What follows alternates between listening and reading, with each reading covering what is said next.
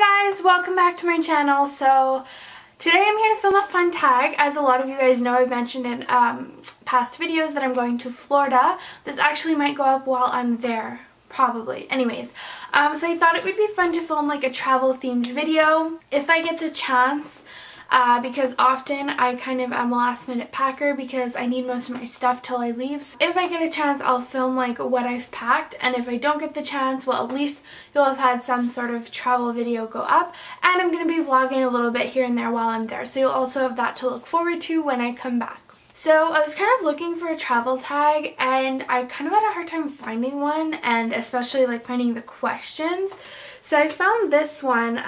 I'll link the blog that I found it on down below. It's called the Wanderlust travel tag.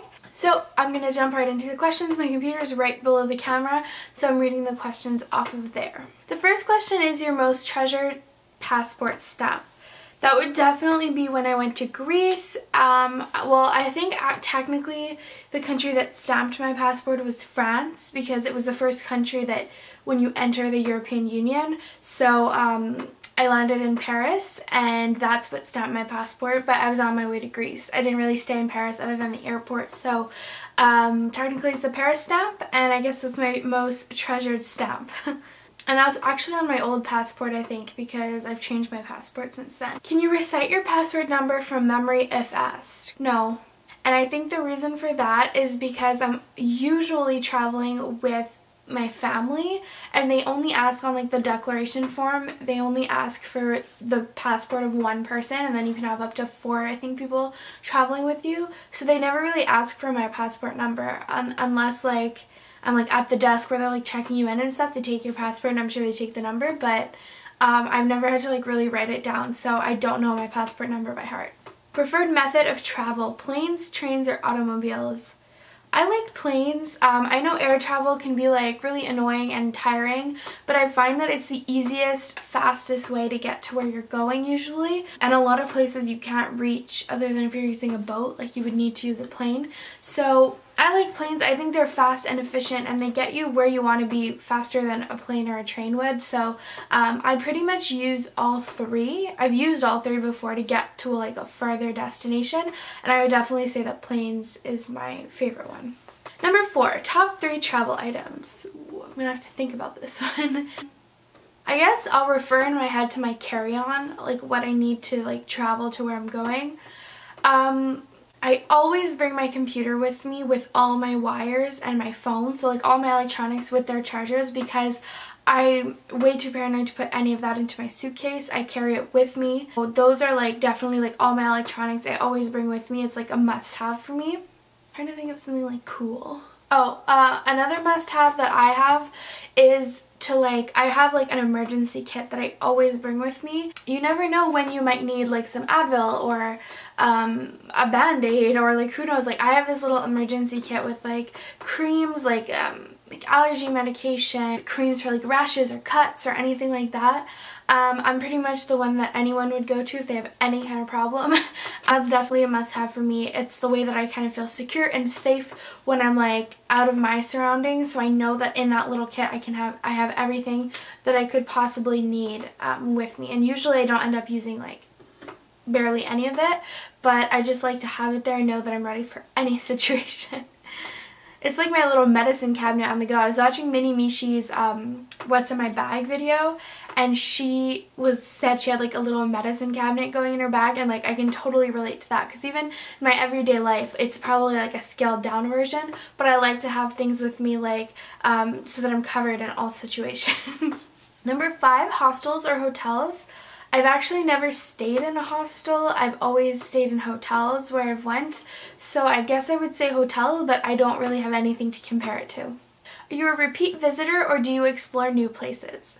I am both, I guess. I love to explore new places, like so much.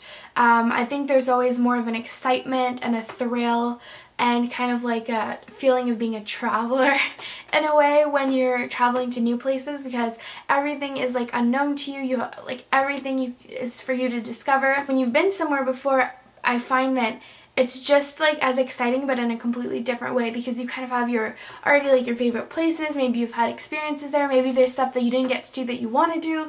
So I think it's just a whole different experience, and it can be just as fun to go to a repeat place, and I have experienced both, and I think they're both exciting in their own way. But I really, exploring new places, I guess nothing compares to it, because you never know what to expect. So that would definitely be one of my favorites. Repeat visiting is like also really fun too. If you really loved a place, it's always great to go back because you're always so sad to leave. So if you know you're gonna get to go back, it makes it that much better. 7, do you read up on your destination, culture, history, safety, or do you wing it?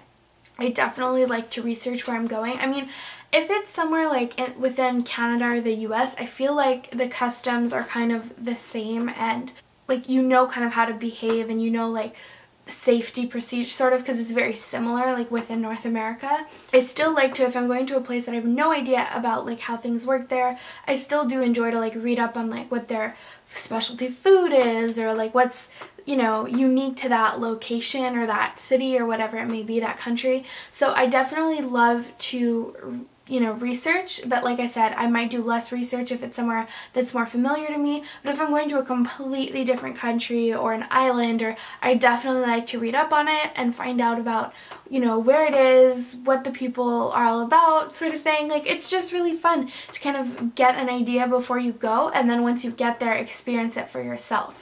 And I think it also not only gets you kind of educated and so that you know like what to do and what not to do, but also it just makes it that much more fun, and it gets you so much more excited for where you're going if you do some research. Number 8, favorite travel website.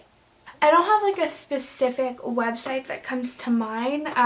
If anything, I think my favorite kind of travel websites would be blogs, like people that have actually been places and they blog about it. So either like through, you know, YouTube videos and I can actually see it for myself, or just when they write it all up and they kind of make a travel journal.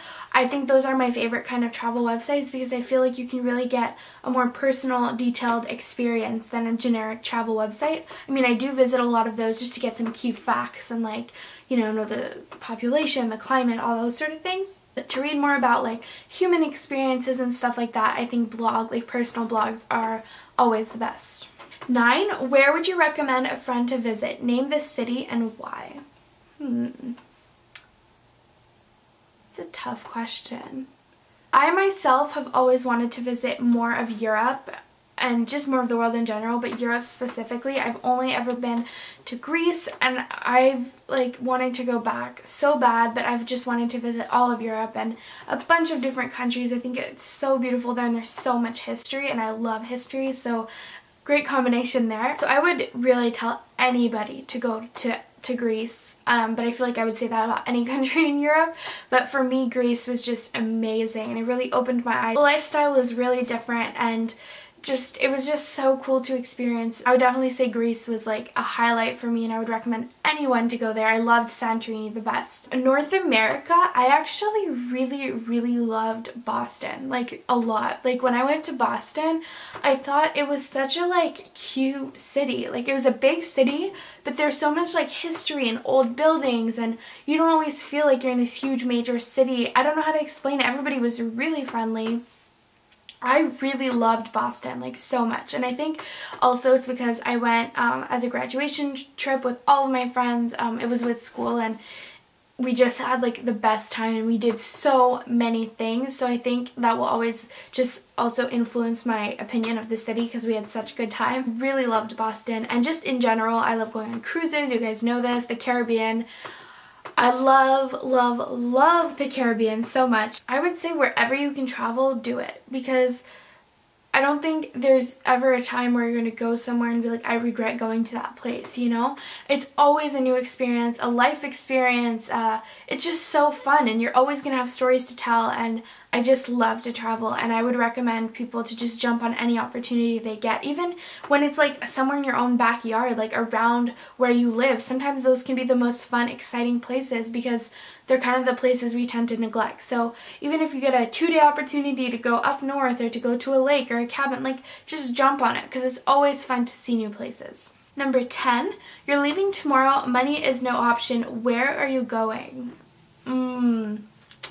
That's such a, I love that. This is my favorite question. Like I said, traveling Europe. As much time as I would have, like whatever it may be, I would be all over Europe. I just really want to go to Europe.